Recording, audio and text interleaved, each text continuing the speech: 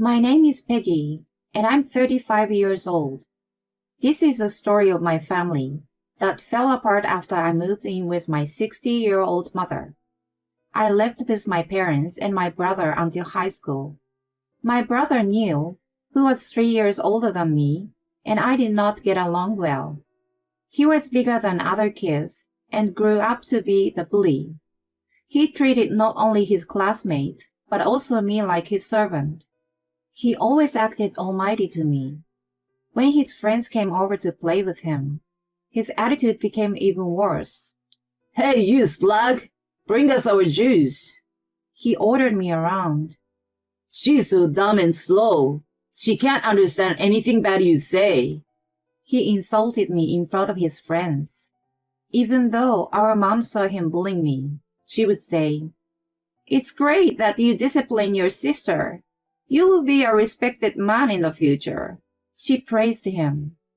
My birthday was often forgotten, but she always prepared a lavish gift for him. My dad, on the other hand, remembered mine. He would secretly wish me a happy birthday, but he never protected me from them. When I entered high school, their attitude remained the same. It wasn't an exaggeration to say that they became worse. I was thoroughly ignored at home around this time. I despised Neil, so that was fine by me, but even our mom joined in. Whenever they saw me, they both giggled. I never heard what they were saying, but it was obvious from their expressions that they were making fun of me. I decided to go to university in another state to get away from them. I majored in economics and then went on to work at an investment bank. In university, it was tough to be alone without family support at first, but I met a nice girl from the same state as me, and we shared a room in student housing. There was no way my parents would send me allowance. I studied and worked hard. Since I was in high school, I was interested in investments. After numerous tries and failures, I gained enough experience to make my own allowance. I studied all the time, but it was truly the first happiest time of my life without my mom and brother. 5 years after I started working, my dad passed away. On the day of the funeral, I saw my mom, Neil, and his wife, Amy, for the first time in a while. My mom asked Neil, "Hey, will you come live with me?" He simply refused. He still wanted to enjoy life alone with his wife. Then, my mom changed her attitude and asked me to move in with her. If I did, I would have to quit my job. I contemplated it and thought it was a chance to reconcile with her. Hence, I agreed to move in. I resigned from my work and got a new job working from home. Life with my selfish mother was not pleasant, but she no longer ignored me as she had done before. A few years had passed since we started living together. One day, I heard a knock on the side door. When I answered, Neil and Amy were standing there. Hey, long time no see. He had not dropped by the house since our dad's funeral and suddenly showed up. It didn't matter how much time had passed. He still made fun of me. Amy watched our interaction in silence. I had met her several times, but we hardly ever talked. She must have been talked into by him, and always looked at me with condescending eyes. "What are you doing here?" I came to check on Mom. As a son, that's what I should do, right? "I see." He acted like a big shot. Anyway, what's going on? "What do you mean?" Don't play dumb. You got some of Dad's inheritance, right? I hear you're spending lavishly. "Sure, I got some, and he also got it at the same time." I don't really understand. You take care of it. He threw the responsibility to Mom and me at that time. Amy and I would take the money, and you'll be kicked out of the house immediately. You won't be able to afford any luxuries. Luxuries? I never had any. Then Amy, who had been standing quietly, lashed out. "Don't lie to us. You're taking the money that Neil is entitled to." She pointed her finger at me. They misunderstood that there was some inheritance left. If I was that rich, I wouldn't have been struggling to pay off my student loan. Anyway, I'm going to talk to Mom now and kick you out. That's right. The money is ours. They walked into the living room. Doris, it's been a long time. Amy began to kiss her butt with a cooing voice as soon as she saw her. I thought you might be having a hard time living with Peggy. I was worried, so I came to check on you. Are you alright? Have you lost some weight? Neil pretended to be concerned. No way. I cooked every day and Mom ate a lot. If anything, she was looking a little fuller than she used to. Hey, Mom, do you want us to move in with you? Oh, but I thought you guys wanted to live alone. Since moving in with her, I had been giving her a comfortable life. I thought she would want to stay with me. I realize that you might be lonely without me. Really? Mom. She was not choosing me. I would love to live with you and Amy. I'm looking forward to it too. The three of them carried on the conversation on their own. Wait a minute. I'm the one living with her. Shouldn't you talk to me first? Shut up. You are no longer of any use to her. You are costing money just to be here. We'll take care of her from now on, so you get the hell out. I'm saying this for everyone's sake. After Neil and Amy got married, they lived as they pleased. They rarely came back to see Mom. Amy, in particular, didn't know anything about her. I was worried that it would be difficult for the three of them to live together. You don't know your place, do you? You're always causing trouble to Mom. I had no choice but to let you stay with her until now. Just get out of here, you beggar. Amy, who was sitting beside him, also chimed in. Exactly. We don't want a parasite in our house. My head couldn't catch up with the sudden turn of events. I had no problem leaving the house, but I was worried about Mom. She had treated me poorly in the past, but still she was my mother. I wanted to take good care of her throughout her golden years.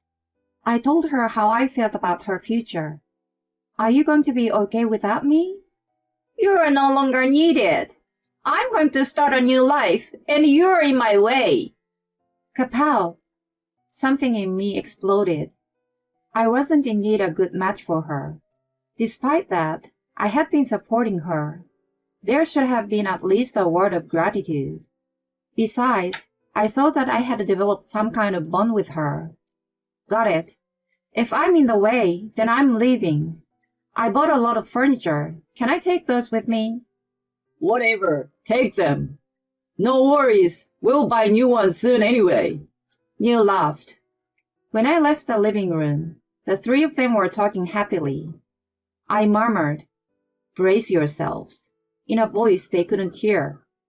I quickly prepared to move out and began living alone again in a city far from my family. My work didn't depend on where I was. I could do it anywhere with Wi-Fi. I was so excited to be able to live a carefree life, remembering the old days. One day, while I was enjoying my free and easy life, I received a call from Neil.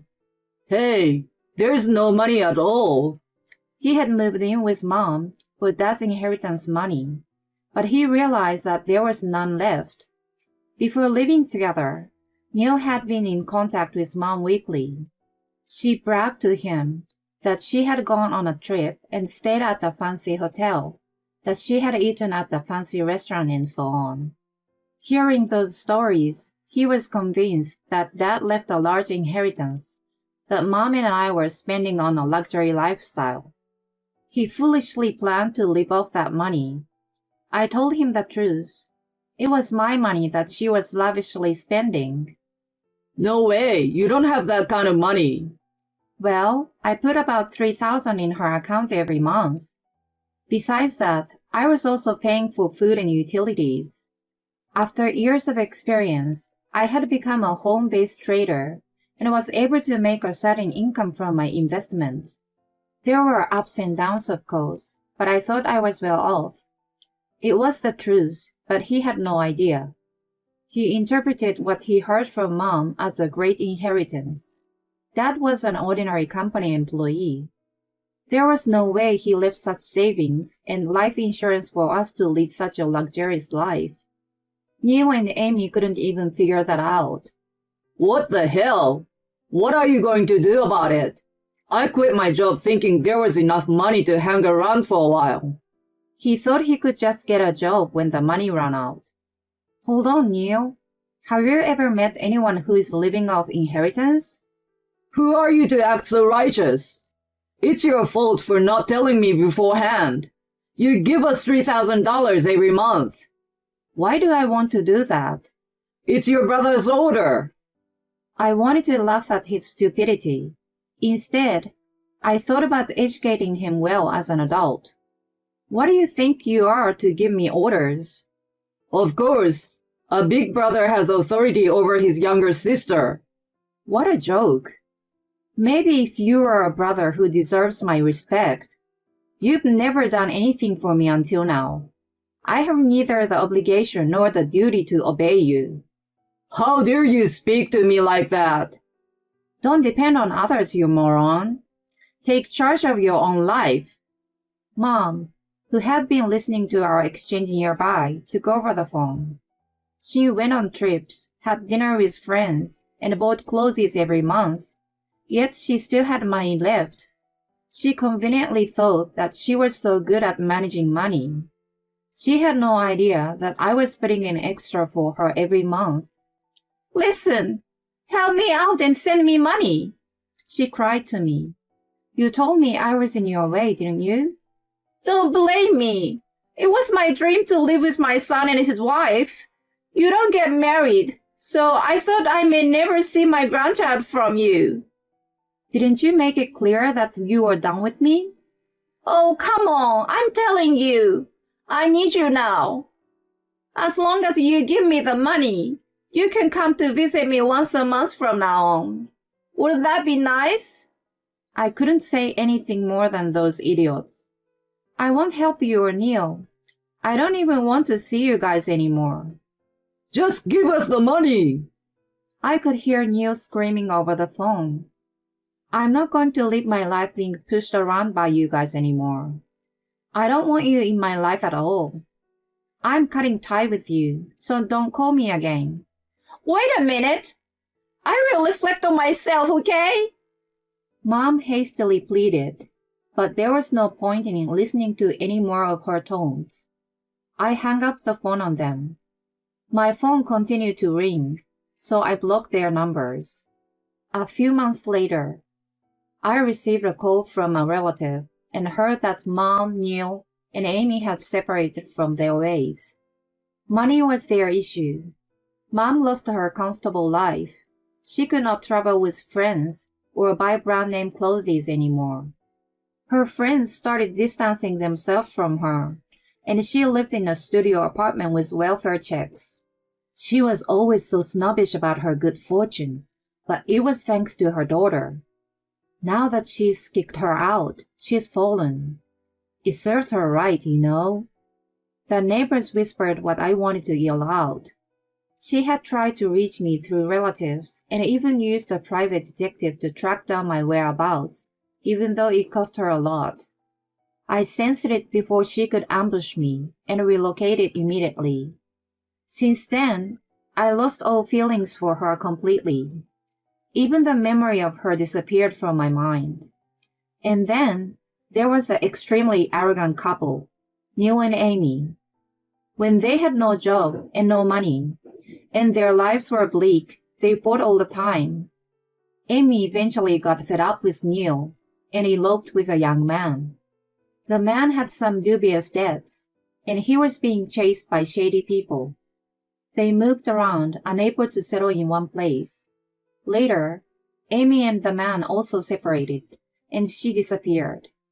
Neil lived at home with his mom for a while, but he ran away with a small amount of cash. When they faced a financial issue, they had fallen out irrevocably. Mom was so angry that she reported the theft to the police.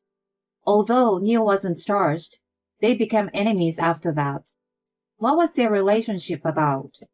Growing up, they seemed like two close friends, but it was a fragile and calculating one to begin with. He was an abnormal person who took pleasure in abusing me. I thought they were connected by my presence. What an irony to kick me out and get kicked in the butt in return. Neil was later arrested for stealing cash and valuables from an acquaintance. He was unavoidably punished by the law. His employer, of course, fired him. His lawyer called me about his bail, but I turned it down without hesitation.